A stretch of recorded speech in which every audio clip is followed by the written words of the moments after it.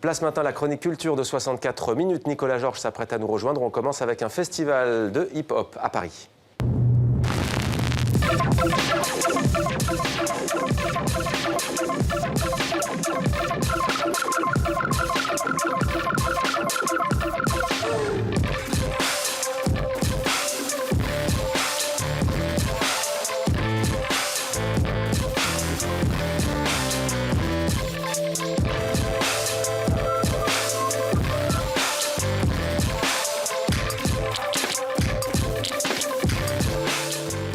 Bonsoir Nicolas. Bonsoir Mohamed. Ravi de vous retrouver. Le hip-hop et l'art de rue à l'honneur donc à Paris. C'est jusqu'au 5 juin. 11e édition du festival Paris Hip-Hop qui démarre ce vendredi. Événement qui célèbre la culture urbaine sous toutes ses formes avec des événements autour du graphe, de la danse, du cinéma et des concerts bien entendu. Parmi les plus attendus, ceux de la légende new-yorkaise KRS-One ou encore ceux des Français Lino d'Arsenic ou encore Assassin. Au total, plus de 400 artistes se produiront durant cette quinzaine. Et selon vous Nicolas, la soirée à ne pas rater, elle a lieu vendredi.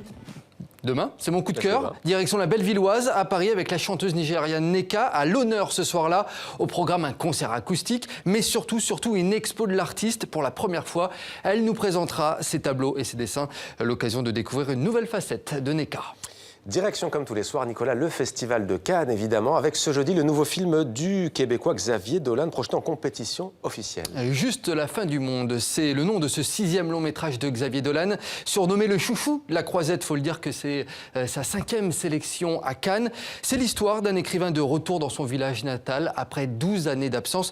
Et là, il vient annoncer une terrible nouvelle à ses proches, celle de sa mort prochaine. Le film retrace justement cet après-midi de retrouvailles avec sa famille. Je vous propose justement de regarder un extrait. Quoi? L'ancienne maison? Oui. Quoi? Bah, ils vont voir l'ancienne maison. Ouais. Moi, ça me dérange pas, hein. Je veux bien me conduire si tu veux. Mais pourquoi tu veux te retrouver là-bas? T'es bête ou quoi? Mais il est pas bête, écoute. Enfin, je veux dire, s'il a envie. T'es bête, toi, peut-être? Toi, t'es conne? Mais pourquoi, Louis, sérieusement? Pourquoi tu veux retourner là-bas? T'as oublié un truc dans ta chambre, hein? Non, je sais pas, comme ça.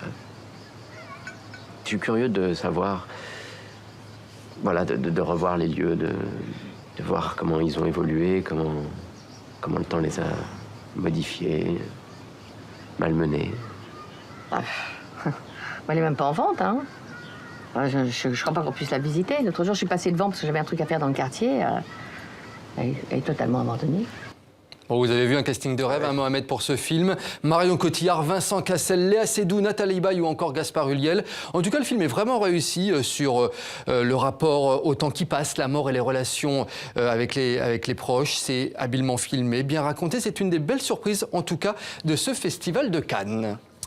Son travail est sans doute moins connu que celui de René Magritte, mais Paul Delvaux, Nicolas, est l'un des plus importants peintres belges du XXe siècle. Une exposition lui est consacrée, c'est en ce moment à Paris. Ouais, Paul Delvaux, c'est l'un des grands noms du surréalisme. Son œuvre inspira de nombreux auteurs français comme André Breton ou encore Paul Éluard. Paul Delvaux, on le présente souvent comme un poète de la peinture, à l'univers un petit peu tourmenté, un univers peuplé de squelettes, d'hommes un peu austères, mais aussi de petites filles ingénues ou de longues femmes lumineuses. Les femmes, c'était d'ailleurs l'un de ses thèmes récurrents, lui qui les a toujours perçus comme des personnages plutôt mystérieux. Écoutez. Le rapport à la femme était complètement perverti par une distance. C'est un rapport de fascination, mais en même temps de retrait très très lointain. Il les observe comme des figures intouchables, incommunicables, enfin, avec lesquelles on ne peut pas avoir de relation même physique. Ça reste des figures, des mannequins désincarnés, énigmatiques, froids, les yeux souvent clos dans leur univers. Donc c'est un monde dans lequel on n'entre pas avec évidence par un simple contact, qu'il soit en premier cas physique et charnel encore moins. Exposition jusqu'au 19 septembre prochain au Centre Wallonie-Bruxelles à Paris.